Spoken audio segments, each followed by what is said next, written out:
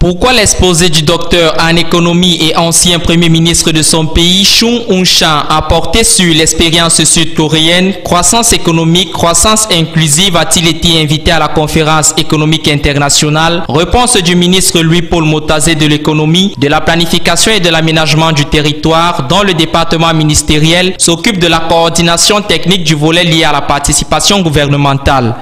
J'insiste sur ce cas parce que, comme vous le savez, la Corée fait partie de ces pays qui, il y a 60 ans, étaient presque au même niveau de développement que le Cameroun, qui ont une planification extrêmement forte, j'ai presque envie de dire dirigiste, pour que le pays arrive là où il est maintenant.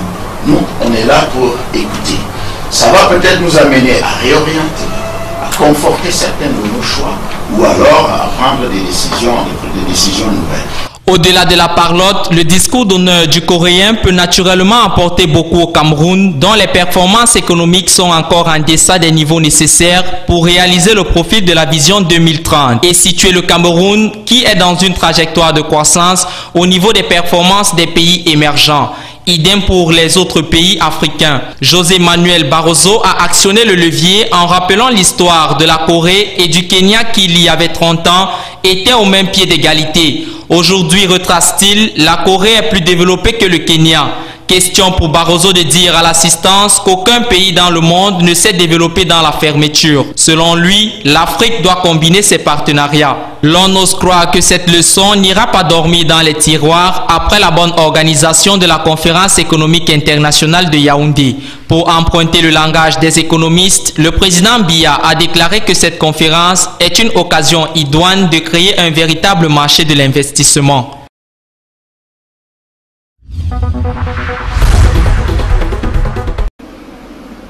Après la cérémonie d'ouverture de la conférence internationale de Yaoundé, le gouvernement camerounais s'est immédiatement mis au travail, saisissant la balle au bond pour entamer des rencontres avec certains investisseurs et autres banquiers invités à Yaoundé, la capitale camerounaise. Ceci à l'effet de leur présenter une liste de 15 projets matures, des projets pour lesquels des financements sont encore recherchés.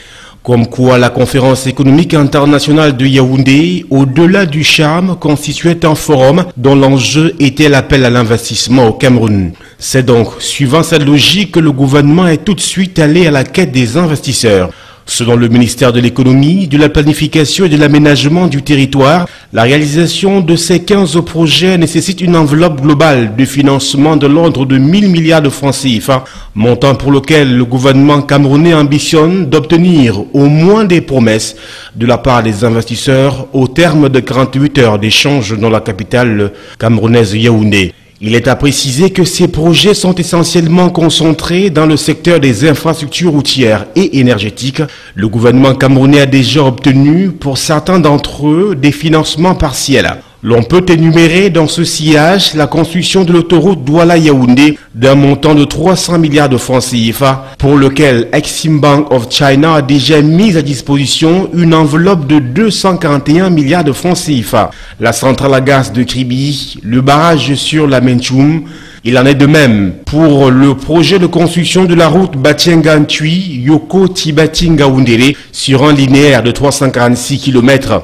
Ce projet, dont le coût est de 230 milliards de francs CFA, a déjà bénéficié de financements partiels conjointement mobilisés par l'AFD, la BAD et la JICA. Pour ce qui concerne des projets dont les financements sont entièrement à mobiliser, l'on peut citer la construction de la route Olama-Kribi, longue de 246 km pour un coût de 148 milliards de francs CFA, la construction de la Ring Road, 358 km pour un coût de 155 milliards de francs CFA, le bitumage de la route Mengong-San-Melima, 117 km pour 58 milliards et demi de francs CFA.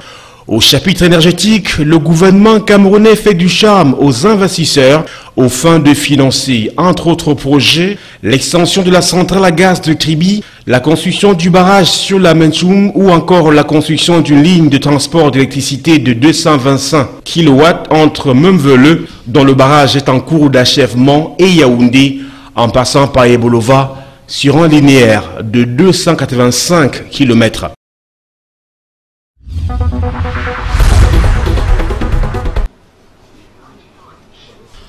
Aujourd'hui, il est unanimement reconnu que le mercure est un métal lourd et dangereux aux usages multiples. C'est une substance très nocive pour la santé humaine et l'environnement. Il est à la fois persistant, toxique et peut être disséminé à longue distance. Au regard donc de tous ces dangers, conscient du fait que le Cameroun regorge des matières premières contenant du mercure et que le pays importe les produits contenant ce métal nocif, le gouvernement, soucieux du bien-être des populations, a organisé ce 18 mai 2016 un atelier de sensibilisation sur le projet initial de la Convention de Minamata. Cet atelier initial a pour objectif de sensibiliser toutes les parties prenantes, de passer en revue les études qui ont été menées jusque-là au niveau du Cameroun afin d'élaborer une démarche concertée pour la gestion efficiente des produits contenant du mercure dans notre pays.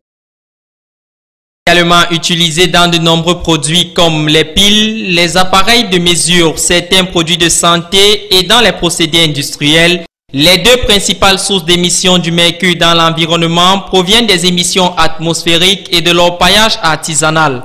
Barthélémy Ndongo, inspecteur des services au ministère de l'Environnement, de la Protection de la Nature et du Développement durable, s'inquiète pour le Cameroun. Ces produits, vous avez des types de piles, vous avez des thermomètres, vous avez d'autres produits qui rentrent dans des process technologiques et qu'il conviendra de retirer progressivement du marché.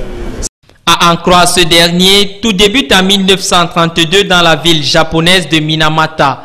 Et le syndrome de la maladie de Minamata n'apparaît que 22 ans plus tard, causant un millier de décès, des malformations et handicaps de divers ordres.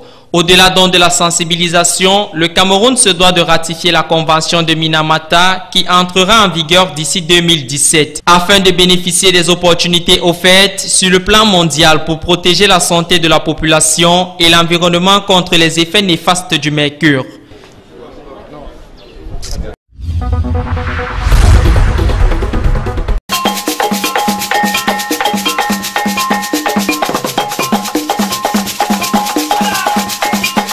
Pour cette 13e édition qui célèbre le 20e anniversaire, il sera question de montrer la place et le rôle du Festival des Arts et de la Culture Mdjumba dans le paysage culturel camerounais déjà très dynamique, d'où le thème Mdjumba et culture nationale. Un festival comme celui de Mdjumba a un lieu, c'est Danganté, a un thème chaque année, a une période, c'est en juillet, donc c'est là comme à Carthage.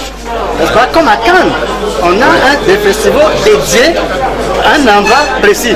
Mais les autres se tiennent également à des périodes précises dans les divers villages. Il était donc question lors de cette conférence de presse de lancement de présenter aux hommes et femmes des médias, dans un premier temps, le caractère spécial de l'événement qui célèbre son 20e anniversaire et son ouverture au monde perçue comme une innovation avec l'invitation spéciale adressée à la nation gabonaise. Le programme prévoit aussi la mise en relief de la richesse culturelle, matérielle et immatérielle du peuple Mdjumba qui compte 14 regroupements ayant la même langue en partage. À ce menu fort alléchant s'ajoute la journée consacrée au chef traditionnel.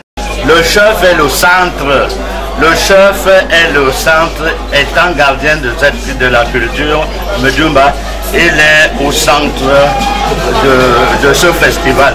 Vous verrez dans le festival des journées qui sont réservées aux chefs traditionnels au cours des journées au cours desquelles on devra procéder et puis rentrer un tout petit peu dans la culture pour leur donner une certaine dimension. Outre les hommages qui seront rendus aux grandes figures de la communauté, le Festival des Arts et de la Culture Mdjumba sera meublé durant près de 20 jours. Des activités telles que le Mdjumbol, meilleur établissement en sport et culture, la foire exposition, le forum, le Top Queen Cooking qui récompensera les meilleures reines de la cuisine Mdjumba. Tout ceci sur un nouveau site qui accueillera plus de 70 000 visiteurs.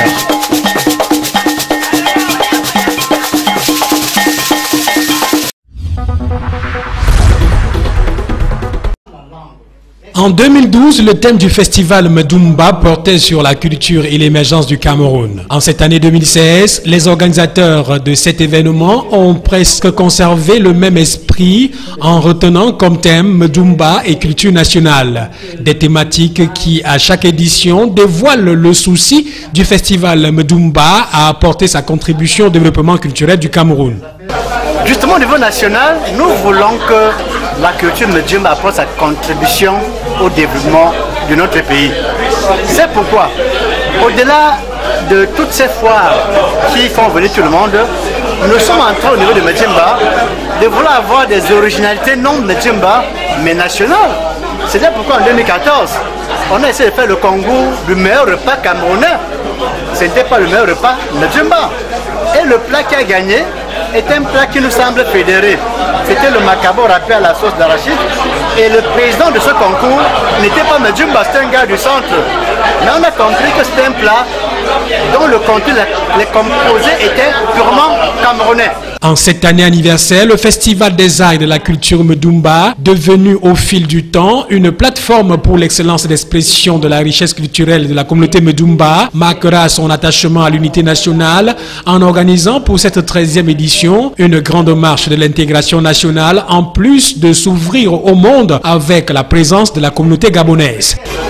Le Medumba déjà a envoyé un groupe de danse au Festival Gabon qui se tient en juin. Nous avons commencé à coopérer.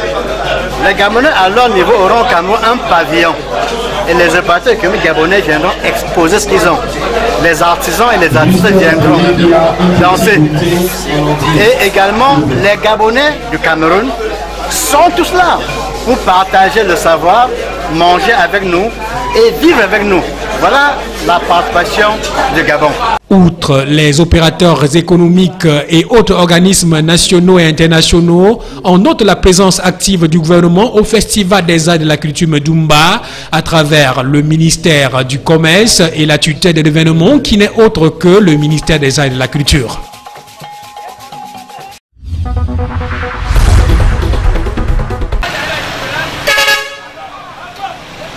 Il ne se passe une semaine sans qu'on ne parle d'accidents de la circulation. Depuis le début de ce mois de mai précisément, nos axes routiers sont témoins d'atroces spectacles.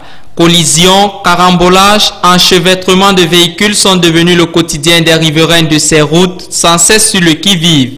L'on se rappelle du triste événement du 16 mai dernier sur l'Arse lourd d'Oualan-Konsamba au lieu du village Tanguy et dont le bilan faisait état d'une dizaine de morts et de blessés graves. Une seule question ressort de ce triste constat: pourquoi autant de drames sur nos routes ou encore à qui la faute? Et sur ce point, les avis sont partagés. Certains accusent l'état désastreux des routes, jonchées de nids de poules à des virages plus ou moins dangereux.